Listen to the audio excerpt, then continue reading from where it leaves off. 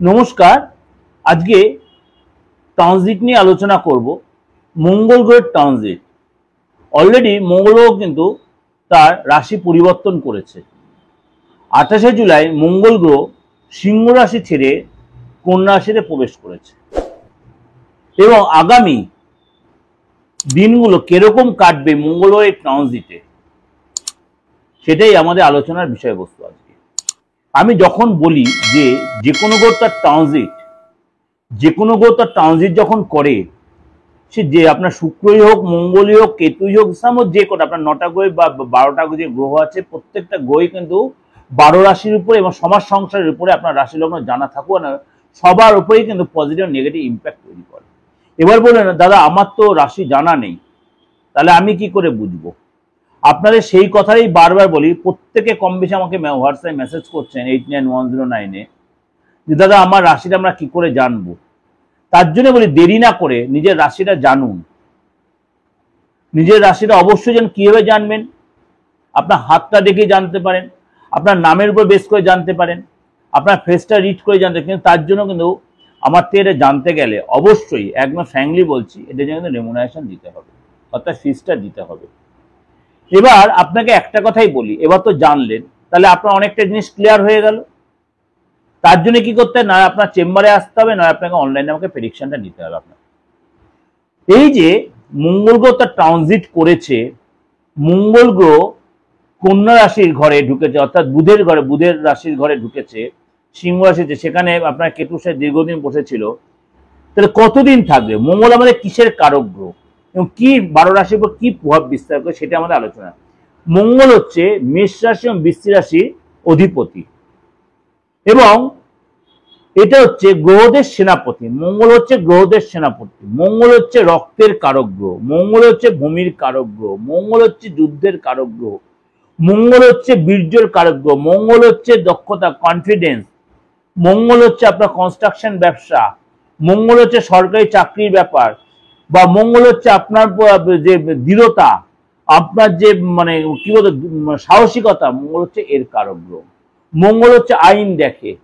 সুতরাং মঙ্গল যদি আপনার বাচ্চাটে ভালো সিচুয়েশনে 6, 8, 12 না থাকে, তাহলে কিন্তু বা 7, 7, 8 বা 12,000 না থাকে, তাহলে কিন্তু আপনি অবশ্যই সেখানে রেজাল্ট পাবেন। এবং কি আপনার কিছু কিছু জায়গায় মঙ্গল এই 7, 8, 12 ছাড়াও কিছু জায়গায় একটু খারাপ দেয়, যেমন 2nd হাউসে মঙ্গল অতটা ভালো ফল দেয় না, 9th হাউসে মঙ্গল অতটা ভালো ফল দেয় না, অনেক সময় সেই জায়গাটা ডিস্টার্ব করে। এবার বলবেন দাদা 9th হাউস তো ভাগ্যের, কেন ভাগ্য দেন? এটা দিলে আপনাকে আবার আলাদা করে ডিটেল করবো। কেন কেউ আবার কমেন্টস লিখে দেবেন আপনি এটা ঠিক হলো না, কিন্তু ভাগ্যস্থানে মঙ্গল তাহলে অনেক সময় ডিস্টার্ব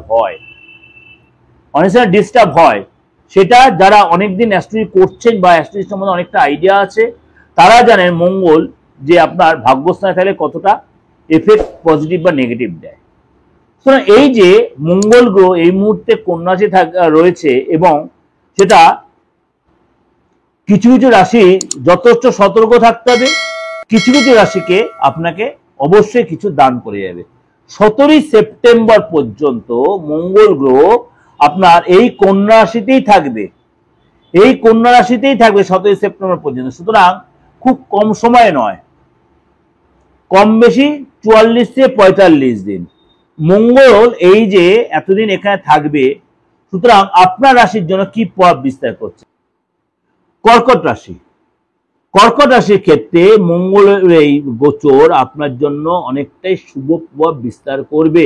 আপনার কনফিডেন্স বাড়বে এবং কাজে আপনার সফলতা আসবে। এছাড়া আপনার হঠাৎ আর্থিক লাভের অভিজ্ঞতা আপনি সঞ্চয় করতে পারবেন। এছাড়া কিন্তু আপনার কারোর সাথে যে মতবিরোধ ছিল দীর্ঘদিন, সে মতবিরোধ আপনার কেটে যাবে। অর্থাৎ 3rd হাউসে আপনার মঙ্গল ট্রানজিট হয়েছে। 3rd হাউসে মঙ্গলের ট্রানজিট আপনার পরাক্রম বেড়ে যাবে, কনফিডেন্স বেড়ে যাবে। আপনি যদি কোনো প্রবলেম এসে সাফার করেন, যে নির্ভরযোগ্য কোনো ডিসিশন নিতে পারেন, তাহলে কিন্তু আপনি এখান থেকে সমাধান করে বেরিয়ে আসতে পারবেন। এই সময়ের মধ্যে আপনার যে পরিকল্পনাগুলো ছিল সেগুলো কিন্তু আপনি সাফল্য পাবেন এবং এই সময় কিন্তু আপনার সহজে কঠিন পরিস্থিতিতে আপনি বেরিয়ে আসতে পারবেন। কর্কট রাশি জাতকদের কোনো বড় স্বাস্থ্য সমস্যার মুখোমুখি আপনাকে হতে হবে না, বরঞ্চ আপনাকে একটা কথাই বলবো, যে আপনার যেহেতু থার্ড হাউস, আপনার পক্ষ, আপনার তেজ, রাগ এগুলো বাড়তে পারে। কথাবার্তা সতর্ক, ফ্যামিলি লাইফে বলুন, আপনার কাজের জায়গায় বলুন, আপনার স্টুডেন্ট যদি হন টিচারদের সাথে বলুন, এমনকি আপনার মানে ব্যবসা স্থলে বলুন, আপনাকে অনেক ধীর স্থির হতে হবে, বুঝে শুনে স্টেপ নিতে হবে, নাহলে কিন্তু আপনার অনেক পুরনো রিলেশন নষ্ট হতে পারে, পুরনো রিলেশন আপনার নষ্ট হতে পারে। এবং এই সময় কিন্তু আপনাকে বলবো একটা কথাই, আগে কথা বুঝবেন তারপর সেই কথার উত্তর দেবেন, সেটা আপনার জন্য অনেক বেটার হবে। এবার এর সাথে তো অবশ্যই হাতটা দেখার দরকার আছে, ফেসটা দেখার দরকার আছে, এবং আপনার অবশ্যই অবশ্যই আপনার জন্য বাস্তু দেখার দরকার আছে, যেটা আপনার জন্য অবশ্যই প্রয়োজন। কেননা আপনি বাস্তু যদি আপনি ডিস্টার্ব হয়, আপনি কোনোদিনও সাকসেস পাবেন না। যে এটা যে আপনাদের একটা ওভারঅল ডিসকাশন দিলাম, অবশ্যই আপনাদের ভালো লাগবে এবং অবশ্যই মিলতে বাধ্য। কারণ ট্রানজিটে খারাপ হওয়ার সম্ভাবনাটা কম হয়, কিন্তু কিছু যে রাশিগুলো একটু সতর্ক থাকবে সেই সব ব্যাপারে একটু সতর্ক থাকবেন। যদি আপনি করে এসে মানে বিবাহিত ব্যাপার যদি থাকে, অবশ্যই কিছু কিছু দিন একটু মেনটেন করে কাউর সাথে ভালো অ্যাস্ট্রোলজার কনসাল্ট করেন। আপনি বিবাহিত জীবনে যেতে চান যদি, বা প্রেমে যারা ডিস্টার্ব হচ্ছে, রাস্তায় চলাফেরা, এগুলো একটু আপনাকে সতর্ক সচেতন হয়ে আপনি অবশ্যই কাউর সাথে কনসাল্ট করে নেবেন। যাই হোক, ভালো লাগলে অবশ্যই লাইক করবেন, শেয়ার করবেন। আর যদি কোনো কারণে মানে আপনার অ্যাস্ট্রো রিলেটেড কোনো বা তন্ত্রের কোনো প্রবলেম যে আপনি সাফার করেন, যে কোনো প্রবলেম, অবশ্যই যোগাযোগ করতে পারেন। সে বাস্তুগত হোক, ফ্যামিলিগত, আপনার নিজস্ব সম্পত্তিগত, আপনার বা নিজের ব্যক্তিগত কোনো প্রবলেম, অবশ্যই তার জন্য আপনি এক্সপ্লেন করে অবশ্যই তার সুরাহাটা নিতে পারেন। তার জন্য কি করতে হবে, দেশে বা বিদেশে যে কোনো লোকেরা 8910973325 9433960106। নমস্কার, ভালো থাকবেন।